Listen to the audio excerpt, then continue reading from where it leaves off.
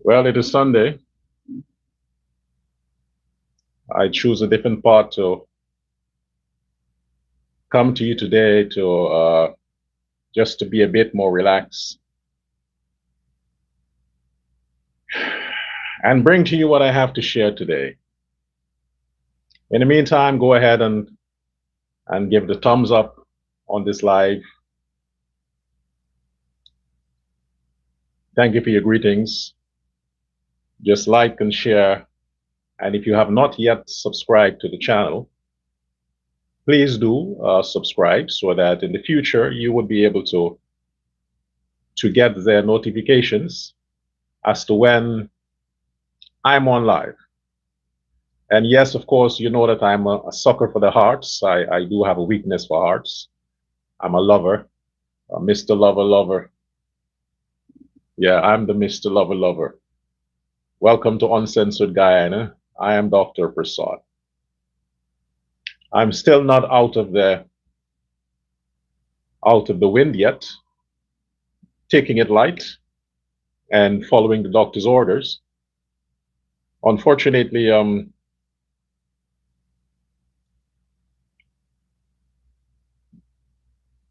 let me not go down that route. I want to start today with some new information that came to my attention.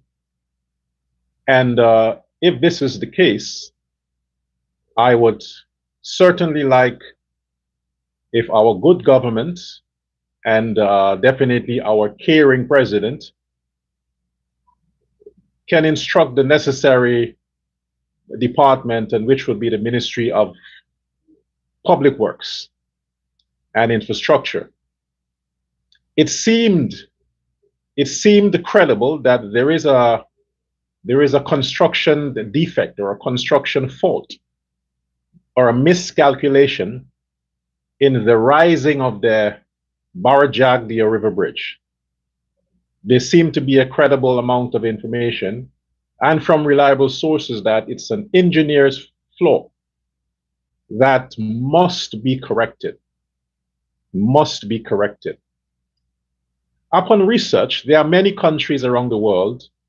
It happens with skyscrapers, it happens with roads, it happens with dam. Remember the famous Hoover Dam collapse in America? So all over the world, there are engineers' fault, miscalculations. The same way in the medical field, doctors would miscalculate their surgery. So mistakes happen. This is why you have situations where you have to do testing. You have to look and observe for a certain time. Then you can say, hey, we need to make this adjustments. We need to make that adjustments. But in the case of the Barajagdia River Bridge, it was open to the public. So all of the problems that was identified happened while the public was utilizing the bridge. So the public had to test the bridge in real time. So there seemed to be a problem with the peak. Too steep. The climb is too steep. Based on information that I have seen, not from the critics of the government, I'm talking from sources of the government and from external sources also who have voiced their concern and said, rightly so, the bridge needs to be either resurfaced to compensate for that steep or adjusted, whatever they need to do. That's for the engineers to do that. And I would suggest that the government of Guyana, if they have not done that already, try to employ the services or the expertise of the Europeans, the Dutch, the French, because around the world, there seems to be a negative review regarding Chinese construction. Nobody seemed to trust the Chinese. All right. And it's not, again, we don't want to criticize the government for that because every country uses the Chinese, every country. It just happened that you have to pay extra attention to when Chinese do something for you. You really have to be behind them.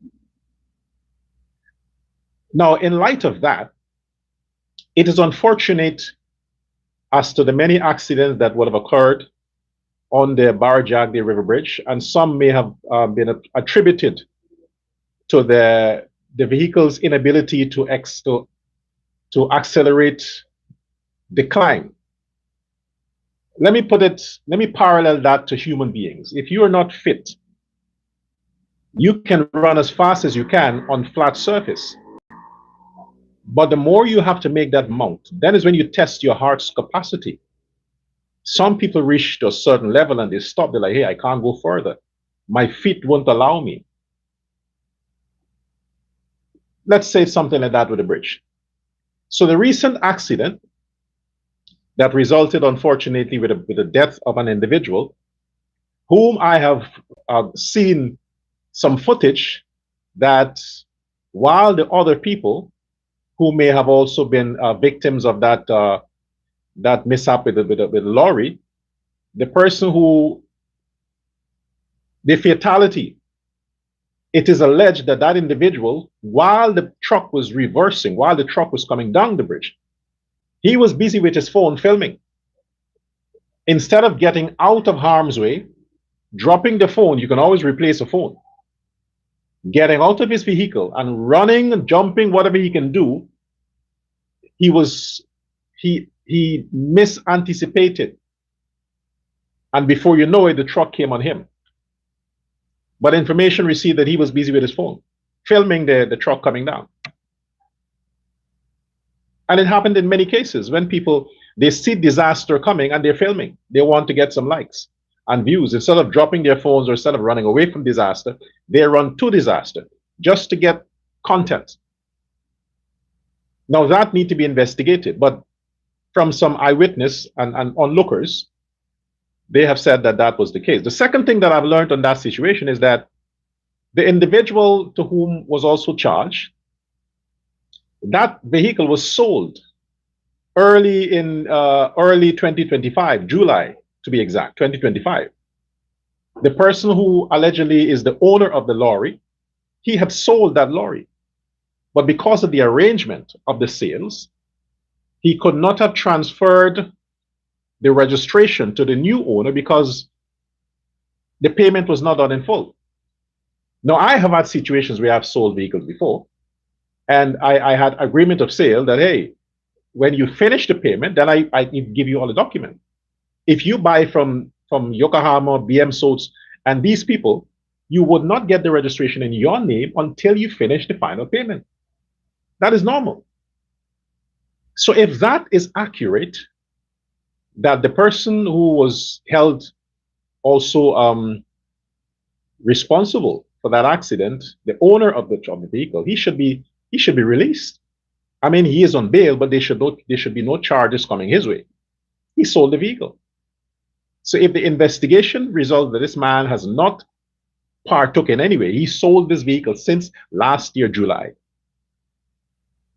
If that was established and he has documentation to prove that this is what happened, then there shouldn't be a pending case. That should have been dismissed. Pay the man back his bail money and forget about him. Deal with the fact that the other gentleman drove the vehicle without a license. Without a license. But based on the evidence that there is a problem with the bridge, mounting steep, and you've had several vehicles who have made complaints or had experienced mechanical problems climbing the bridge. On that basis, the young man who would have had the incident with the truck reversed, he should only be charged with unregistered or insured vehicle and not having a driver's license. But he cannot be held liable for the death of this individual. If there is anyone who should be held responsible is the Ministry of Public Works. They should be the one to compensate all the people who have suffered from accidents on the bridge. Because they're the one who licensed the bridge and declared it functional. Now,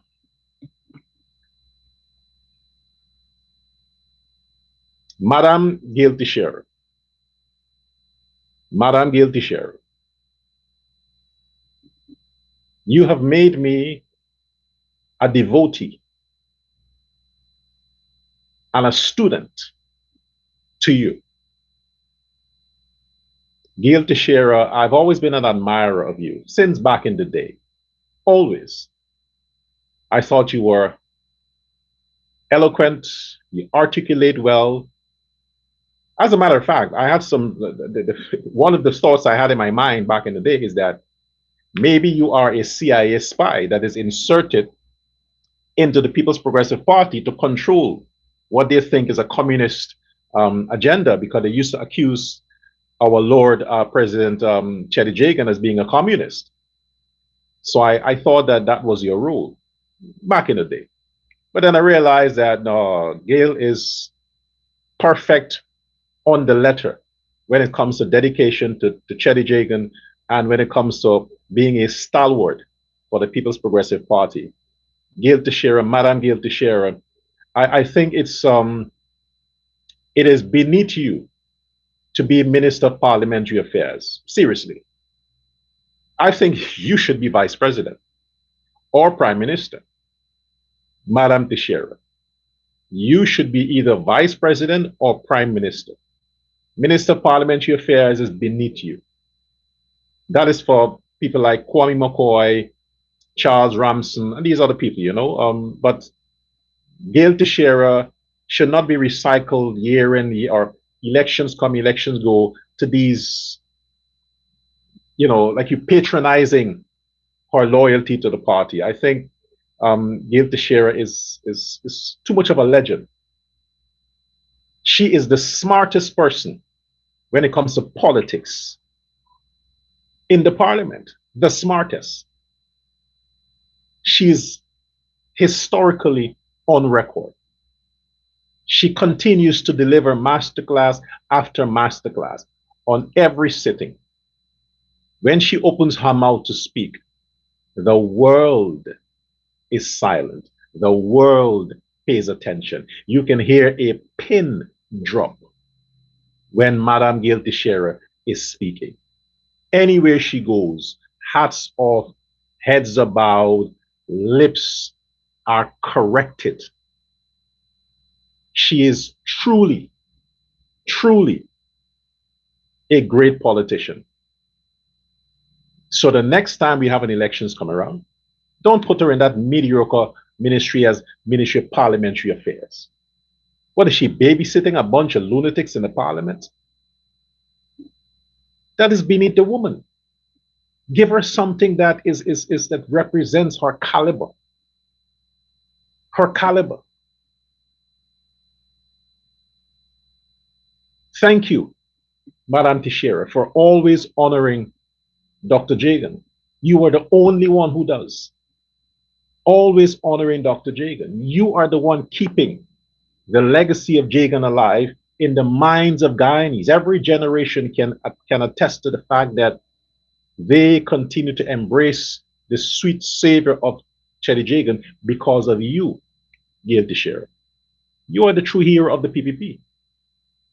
And you should be respected and honored for that. They should be naming a road after you, not a building, a road after you, a highway, something that resonates your patriotic allegiance, your loyalty, not just to the country, but to the party of 79 years. I'm not saying you were 79 years in the party. I'm saying that the party, the PPP, 79 years of existence in Guyana, the only party that has been consistent. And as Anil Nandalal and the finance minister says, never changes its name. It was the PPP when it started, and it's still the PPP now, People's Progressive Party Civic. It has always been that. This is why Guyanese trust the PPP, because they know that what you got 79 years ago, that's what you get today. Different people, but same ideology, same plan, same purpose, putting people first. So thank you, Madame Teixeira, for honoring our heroes and keeping the truth alive. And like the finance minister advocated, I will echo those sentiments. Azzrudin Mohammed, you are the lowest of the lowest. You and Campbell are the lowest of the lowest. You people are worse than cows down. You're worse than cows down. You are two biggest losers. Yeah, you can flaunt around your illegal wealth or whatever you gain, whatever it is, but at the end of the day, you are losers. When you open your mouth, it's full of shit. I don't think that you get away because you sound smart, Azzrudin. You are a bully even in the parliament because you read some scripted speech that was put together by a few people, namely, allegedly, Christopher Ram. We all know Christopher Ram is a smart man. Christopher Ram is a legend. He's an intellectual. He's an academic. He's brilliant. We know that. So you can afford to pay these people to pen your stuff, to word your speeches for you. You can afford that. You have the money to do that. But you should have also paid them to prepare speeches for all those other lunatics that spoke on behalf of Win. All those other idiots. You should have let them also finance somebody to write their speeches, just like they wrote yours. So we're not impressed, Azzrudin. You are incapable of producing a thought. It took you a week to memorize the stuff that you were reading on Friday, a whole week, and still you couldn't speak from your head. The whole point of having a note is to just to reference certain subject point, like bullet points. That's the whole point. You have a topic, okay, you have 10 points, you speak on one, you make a quick glance, was the other one quick glance, that's it. But if you fix your eyes and you're reading, what's the point? Anybody can do that. If you had given Odessa Primus the speech that you had, she would have read it the same way you read it. Any one of the people from your party, they would have read the same thing. You don't know shit. You are a dumb fuck. You're an idiot. The only thing that may have been good for you is the fact that you could read. At least you could read. But you had the tutorship of these people who actually went to school. 1 week. And let me tell you what I do. Most of the times when I come on my show, I have like 2 and 3 pages that I've written down. But for the past few days, because of the not putting the eye on the strain, I just make short points. But in the past, it's actual letter, 3, 4. And 10 minutes before I come on here, I read everything. Put the book aside. Or shut down the laptop, whatever it is. 10 minutes. It's all here. You had 1 week and you still couldn't cram it. And folks are supposed to be impressed. Yeah, nobody sees the ones who do, the ones who build. They always see the ones who commissioned it. The people behind the scenes, nobody sees them. But the idiots who take the credit, those are the ones that people see. But what I want people to see, and Mr. Speaker,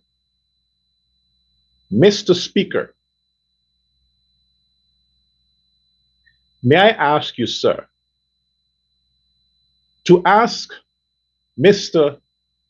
Azzrudin Mohammed on this platform, in this court, in this parliament that I'm the speaker. I don't have to address him as honorable. He's a fucking idiot. I don't have to say honorable. So I can say, Mr. Speaker, respectfully so, to Manzoor Nadir, one of the best speakers in this time, Mr. Speaker, in regards to the 250 ounces of gold that was smuggled out of Guyana post July 2025, allegedly to Maduro via Brazil, financed by some Chinese banks, that made its way back to Guyana, to the Mohammeds, in the amount of billions. Mr. Speaker, can we have that investigated as to if the gold belonged to the Mohammeds? And if so, why aren't they not pursued for that? Because after all, they had already been unsanctioned. They had already been indicted. They could not have conducted or done any business with gold or anything in that regards. But yet, information had surfaced where the Mohammeds allegedly secured billions in gold smuggling post July 2025. And these are questions. These are not it's not a secret. But I'm asking the question. Why didn't this come up in the parliament debate? Why is it silent? What? You giving him more ammunition? He already said the whole GRA case was fake. This is why they pulled it. He said it in the parliament. The case against him by GRA was a sham.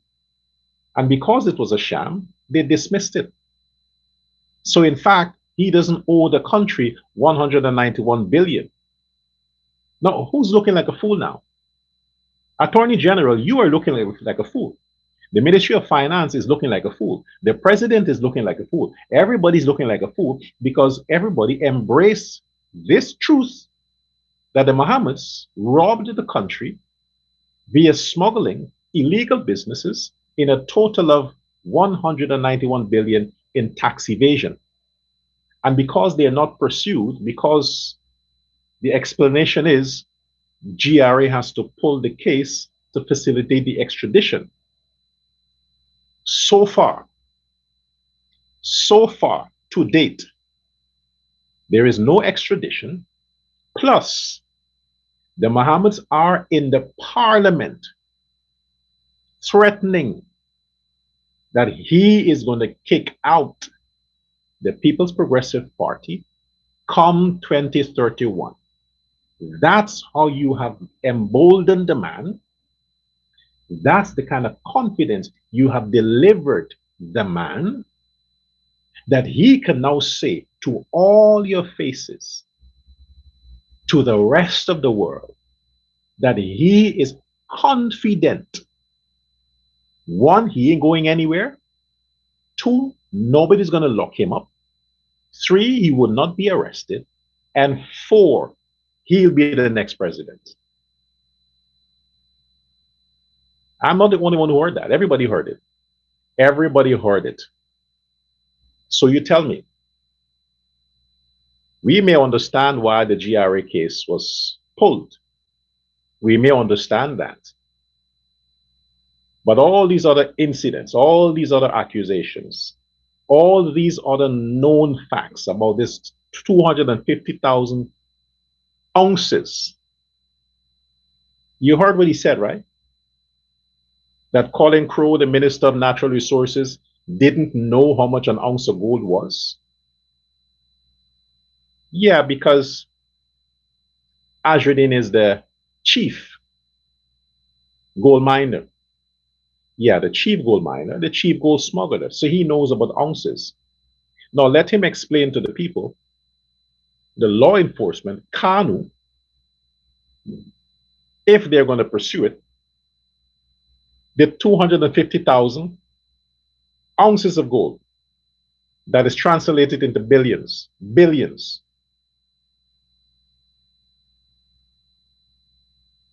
Okay? And you wonder to know how the man was able to finance his election, his campaign. These are things that people knew. These are information that I'm mentioning here. This is information that was uttered during the campaign trail, after the elections, during the past month of January. But nobody did anything about it. You didn't see it on the news.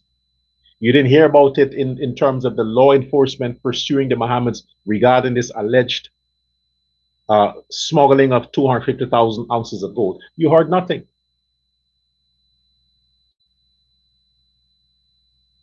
How would the public, how would these information come out? If it's not from people like Junior Bash, who has also confessed that he worked for the Mohammeds. He is indebted to the Mohammeds. He confessed it. He also confessed that his security firm does business for the Mohammeds.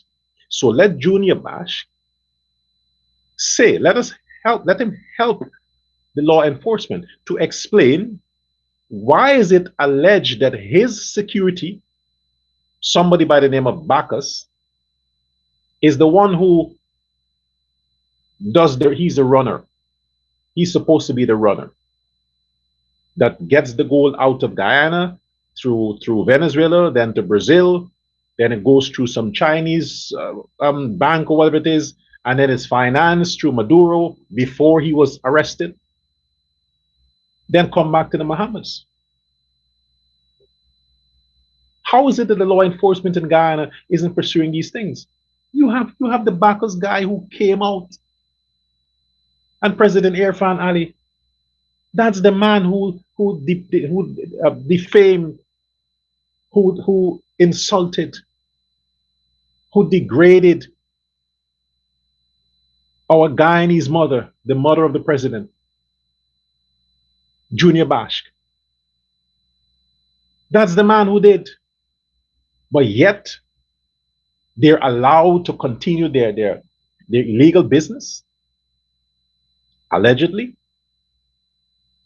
That man should have had his license revoked, his security firm license revoked, his gold whatever license revoked.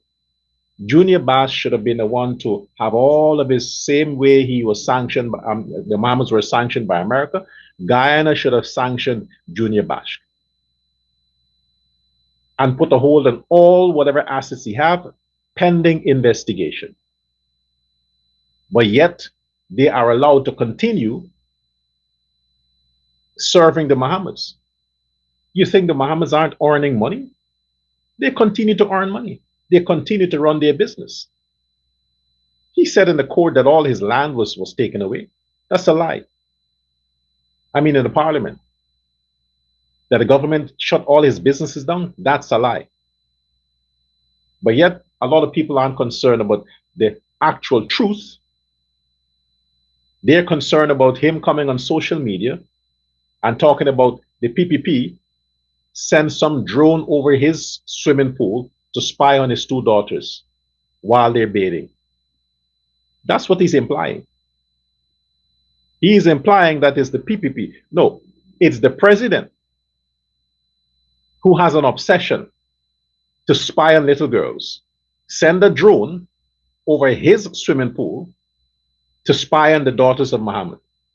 That's what he's implying. Because everything, if they get stopped in traffic for tint or for unregistered vehicle, it's Ali sends somebody to do that. If he has a nightmare, it's Ali invaded his dream.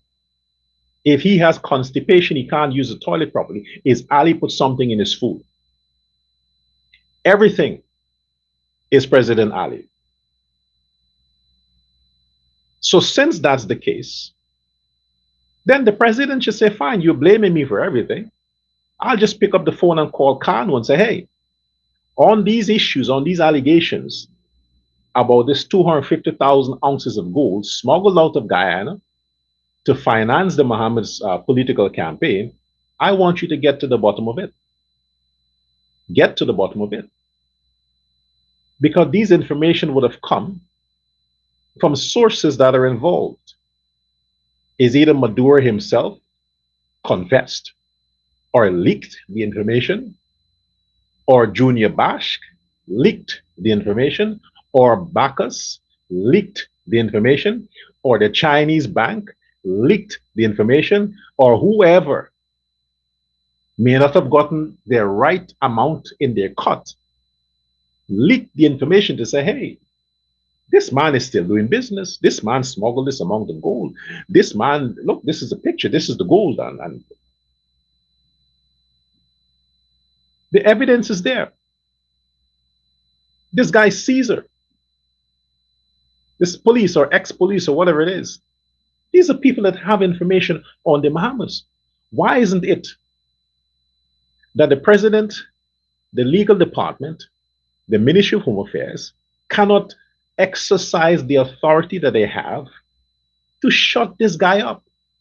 You keep giving him the leverage to go and make all these excuses in the courts to prolong his extradition case, while in the meantime, he ain't got headaches to make all these fake claims. You don't have headaches to keep smuggling gold. You don't have headaches to attack Gail Teixeira. You don't have headaches to insult the president. No, you ain't got headaches for that. But when it comes to going and facing justice, doing what he promised to do, to give himself up, he has a headache to do that. And the law is not pursuing him. Madam Home Affairs Minister, I am known to be the only person who seemed to be hard on crime. I push as much as I can for the laws to be harsher when it comes to dealing with crime and criminals. You see what happened now? You heard that parrot squeaking woman in the parliament. Mr. Speaker, and Mr. Speaker, and Mr. Speaker, the crime is so high now, Mr. Speaker. The Home Affairs Minister, the Minister of Tint, Mr. Speaker. You see, Minister of Home Affairs? They're calling you the Minister of Tint. I had recommended as the shadow minister. Yeah, like Campbell, just like Campbell, I gave myself the title Shadow Minister of Home Affairs. I mean, he's a Shadow Minister of Finance, and the idiot can't even spell finance. He wants to be Barnum. I'll get to you just now, you asshole. In the meantime, Home Affairs Minister, you see how the black people are lambasting you and your ministry? They're blaming you for crime. They're saying that the People's Progressive Party is weak when it comes to dealing with crime and criminals. This is your fault. They say all you're focusing on is tint. Like you have an obsession with tint. It's like maybe your husband had some side chick in a vehicle that was tinted, and because it was tinted, you couldn't catch him red-handed. So that thing on your mind against tint, that's what they're saying.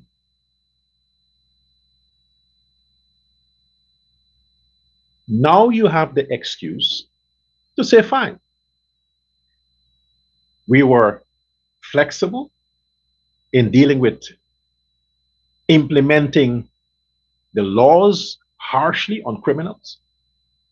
But in the parliament, the opposition parties that encourages crime, subscribe to criminals, take lawyers for criminals, they're not attacking the government. That the government is encouraging crime because of the weak laws dealing with criminals. Now, Home Affairs Minister, now you have all the ammunition you need to bring down the hammer. Now you have all the ammunition to tell the police, go hard or go home. Because they're accusing you of going soft. Go hard now. Deal with the criminals. What will they say next? The state is designed against black people? You all heard how the parrot voice woman was attacking the Home Affairs Minister about crime. And she represents the party, this parrot woman, that encourages crime, the party of Barnum and that loser Campbell. Yeah. I always said, kill the criminals who kill people. I always said, the pickpocketers, give them 10 years plus in prison. I always said, when you catch them committing crime or robbery with arms, put them in prison for life. I always said, if they take one hand and they injure somebody by way of chopping them or whatever it is, cut their hands off and put them in prison. I said that. I said the men who are beating up on their wives, yeah, beating up on their wives, put them in jail. Don't excuse them because a woman come back and say, well, he said he's sorry. No, you hit your woman is a crime. And when you commit a crime, it's not the person to come and beg for you. The law has to decide. I always said, deal with the men harshly who do this to their wives. But everybody gets bail. Everybody gets bail. Even Azzrudin Mohammed and his racist daddy. They all get bail. Now look at what happened. If you had locked Azzrudin up when the indictment came, when the warrant came, if you had arrested him and locked him up, you would not have been so embarrassed and belittled and shamed in the parliament. The parliament would not have been so desecrated by the filth of his kind. Wouldn't have happened. You were lenient because, yes, our president is a man of justice. He's a man of law and order. He's not a dictator. Look what happened. Look at the consequences of him being a good president. Look at what it cost him. Insult to a legend like Gail Teixeira. Desecration on the legacy of Chedi Jagan. Calling the president all kinds of names. Insulting the Speaker of the House in the Parliament. All of that happened just because our justice system is lenient to criminals. Now what? Are we going to serve justice now? Are we going to go and pursue the Mohammeds with the gold smuggling? That we know the evidence is there? Are we going to go after them? What's his defense now? He's a opposition leader. That would be his defense. Is that his new defense? You can't investigate the opposition leader. He is threatening you in the parliament that he's going to knock you out 2031. You have a very important elections coming up, local government elections. When you have Azzrudin in the parliament, you're giving him all that room. He spoke for an hour and how long? To read, attacking, penetrating the minds of the vulnerable Guyanese watching, not knowing that he is the criminal. He is the enemy of state. You want to keep the guy around for local government elections when the campaign begins? The campaign has begun. He was campaigning last Friday in the parliament. That was a subtle campaign for him. This was not about budget. You think that's about budget? He wants to have so much leverage. If Win can make an inroad on the local government election, where Azzrudin would be the deciding, he would be the one to run all the whatever NDCs he gets. Don't you think he will hold that against the Ali government as a bargaining chip to pressure them, to pressure the Americans to drop all the charges so he would be out of facing extradition? And you would risk that for what? For him to actually deliver on his promise for 2031? This is bigger than politics. This is not politics. We have to address these issues with all sincerity and seriousness. The man is making bold threats. All the evidences you have, all the things that he has done post indictment, post his cases in the court, all the things that he has done that the law enforcement in Guyana is aware of. but yet nobody's pursuing him. This is why he can do what he does. He's untouchable. He stand in the parliament. Have you seen the guy? He stand in the parliament with total disregard for everyone and everything. So many objections to people reading. He read for 1 hour plus and was allowed to continue. Why? He's a first timer. This man isn't a first timer. This man is a criminal who has invaded the most prestigious and sacred house in Guyana, elevated himself there because of the monies that he should have been paying in taxes. He used that money against the Guyanese people and will further use it to destroy democracy in Guyana. We sit back and say what? We are a country of law and order, so therefore let the judicial process take its place. Mr. President, you need to act fast. The information is there to deal with the Mohammeds. Can't hope for miracles. 16 seats got him opposition leader. It didn't take much. It took 16 seats. It took the PNC how much? 30, 28 to be opposition. It took Mohammed 16 seats.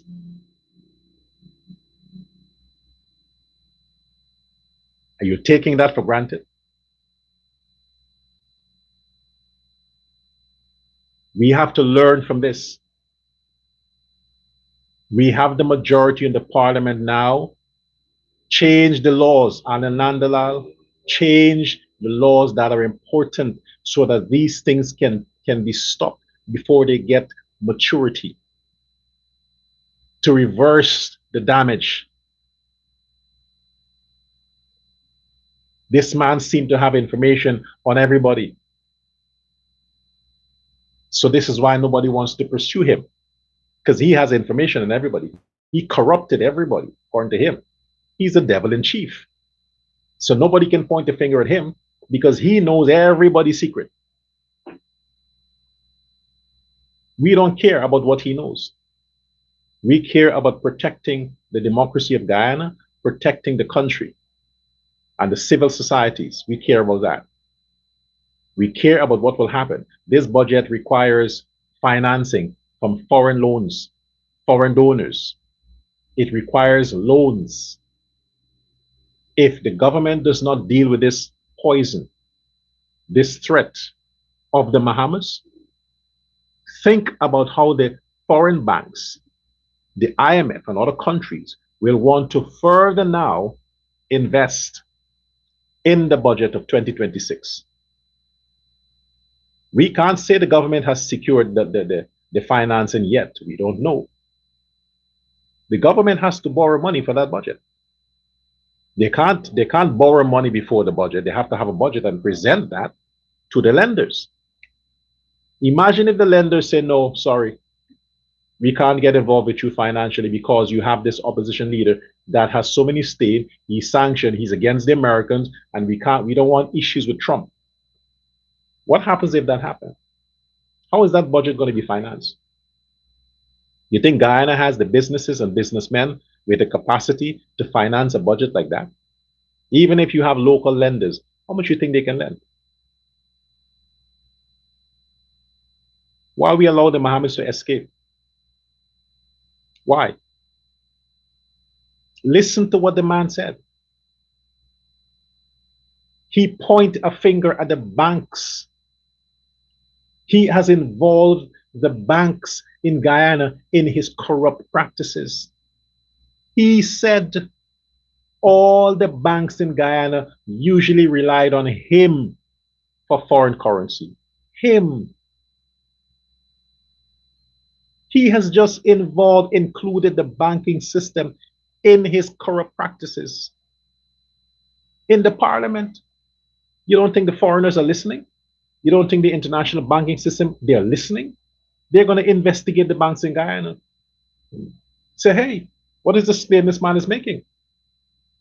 You were aware of this man's illegal activities, but yet you are in bed with him, borrowing money from him, depending on him to stabilize the foreign currency in the country.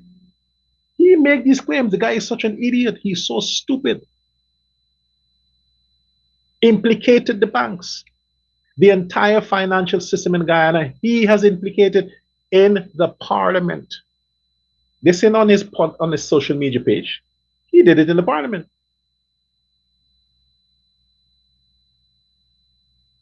If the foreigners and the foreign banks are looking and listening, and the IMF and all these people, they're going to start investigating the banks in Guyana.